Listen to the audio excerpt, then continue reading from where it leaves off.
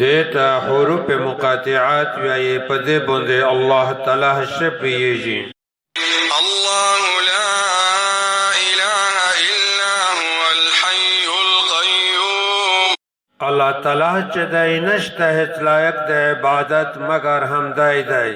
ہمیشہ جوان دائی دائی دے طول عالم انتظام کوین کئی دائی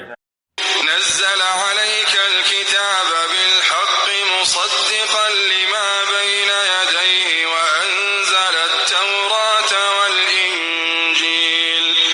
غا اللہ تعالی پتو بندے پا حق سر کتاب نظر کڑا دائی چه ده کتابین تصدیق کوین کئی دائی چه لدین مخ کوي او تورات او انجیل نازل کڑی دی من قبل هدى للناس وأنزل الفرقان إن الذين كفروا بآيات الله لهم عذاب شديد والله عزيز ذو انتقام لدین مخ کے دے خلق دے ہدایت پورا او فرقان نازل کڑی دائی پیشک آغا کسون چه دی اللہ تعالی پا آیاتین سرا کافر شوی دی دی دی پورا دیر سخت عذاب دی او اللہ تعالی دیر غالب دی انتقام والا دی إن الله لا يخفى عليه شيء في الأرض ولا في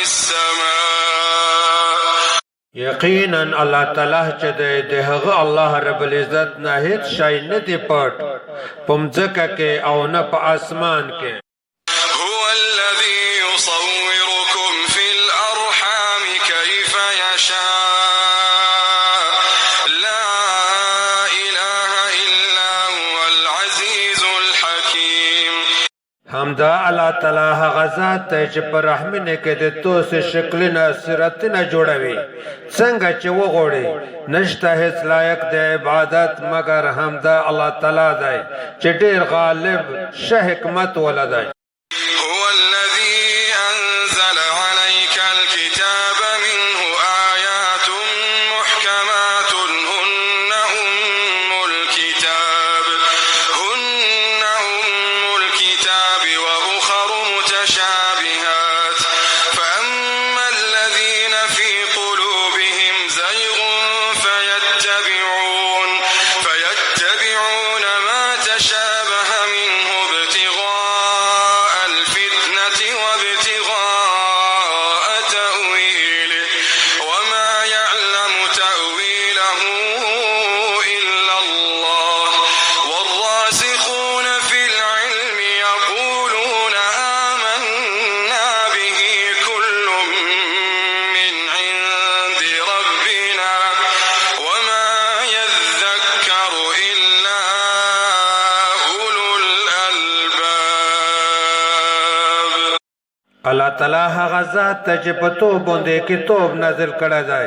پدکے زن محکم شکارا آیاتی ندی چه هغه دی کتاب اصل دے نور متشابهات پٹ آیاتی ندی نو هغه کسان چه دهغی پزرنے کے کوجوو لے دے نو هغی دهغی آیاتی نے پسی کیجی چه پدی قرآن کے متشابه پٹ دی دی پتنے لٹاول دے پورا او دهغی دی مراد معلوماول دے پورا حال دا چه دهغی پتاویل بوندے نپیہیجی مگر اللہ تعالی او هغه کسون چې په علم کې پوخه دي غي ویایي مش په دې ایمون درو وړای دی ټول محکم او متشابه آیاتنا د مش د رب العزت لا جانب دي او نصیحت نه وخلي مگر د صفا عقل خاوندون